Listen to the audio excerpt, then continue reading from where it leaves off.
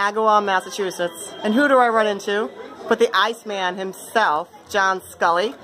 John, the last time that I saw you, you were sparring down in Hartford, Connecticut at San Juan Center with Ryan O'Neal, famous actor. And now you're over here training up in Massachusetts. What happened? Why are you here?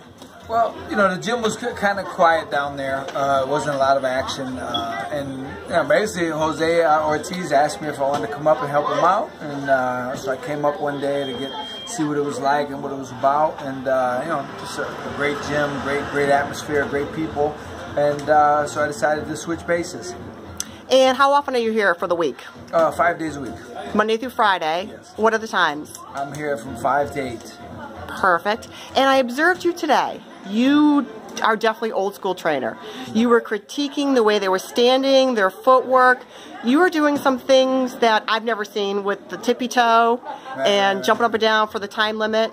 Right. Where are you getting all your background? Well, of course, I know where you're getting your background from because you were a great boxer, a great amateur career. But tell me a little bit more about your training. Well, I'll tell you what it is. When I was boxing, nobody ever really explained it to me, the physical part of it.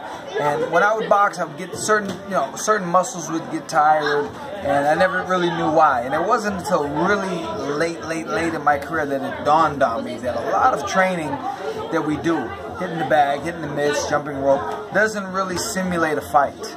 So I came up with sort of a program, a plan, different exercises and drills that I do that simulate a fight. They simulate the muscles that are used in a fight. A lot of the training that people do, the muscles they're working out, I notice, you never really use them in a fight anyway.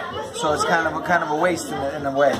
So I try and get the main muscles that we use in fights. There's certain muscles that you use to throw better body shots that you need to be strong so you can get the leverage to throw body shots, for example. So I do drills that work on those. And, you know, the way you stand and the way your feet are positioned and the way your body is positioned all in conjunction with each other will decide whether you're working out those muscles or not. No, this is the only place that you're training, correct? Yes. All right. And now I know I've seen you a lot of times at fights, and we've seen some of the boxers out there who we can critique in certain ways in what you're saying in the sense of they need to be critiqued in the way they stand, the way they punch, they're throwing haymakers. What do you want to say to some of them? Should they maybe come and see you? Maybe you're someone that can critique them if someone needs critiquing. Right. Well, I mean, I'm sure they already have coaches. You know, I mean, you just got to do what you got to do. I mean, some guys. I'm not asking anybody to change coaches. That's yeah, that doesn't sound good. But yeah, you know what I mean. And I know what you mean. But right. Maybe give some advice to them. Well, I'm going to tell you what I did, and I believe this has helped me a great deal in my career. I've watched videos of some of the great fighters. Certain guys that their abilities were good for me. That what they did, I could use. You know, there's certain, you could watch a Roy Jones. Not many people can emulate a Roy Jones. They don't have the physical abilities, the reflexes to emulate Roy. But there's certain people, if you watch people with your style, a similar style to you, you can get different things from them. I picked up many things, not from my coaches, but from watching other fighters, from watching, I'll give you an example, lead right hand. That's probably, over the years, that's been my best punch. Anybody who's fought me or sparred me, if I hit you with anything, with any regularity, it's probably the lead right hand. I got that from Muhammad Ali and Tyrone Crawley, a fighter back in the 80s, Tyrone the Butterfly Crawley. He had a very good lead right hand. Nobody taught me. I got it from watching him fight on television. So I'm a big fan of studying film, having fighters study film of fighters that are similar to their style and stealing little things from them. All right, what do you want to say to your students out there who don't necessarily know you? Because you have a lot of younger kids that were like, what, age 12, 9? What do you want to say to them? Hey, anybody who's boxing, you have to train harder than you've ever trained in your life.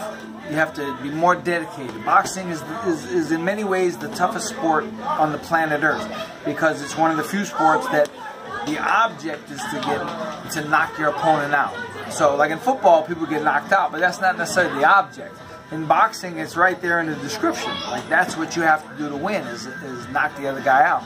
You have to be in tremendous physical and mental condition to not get that happening to you.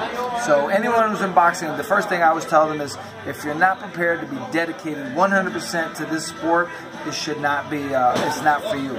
All right, thank you so much. I wish you the best of luck. Old School Boxing, Agawam, Massachusetts. I think anyone can stop by. I know at one point Jose was giving away the first class for free. Is that still the way it is? So, yes. All right, so definitely stop by. What time is the class that it starts? Well, I'm here. I get here at 5 o'clock, and whenever anybody rolls in, 5:15, 5:20, we start working. All right, I've seen your class, and it really got me excited. I may take your class. You may kill me because I'm old, but looking forward to seeing you again. Thank you very much. Thanks.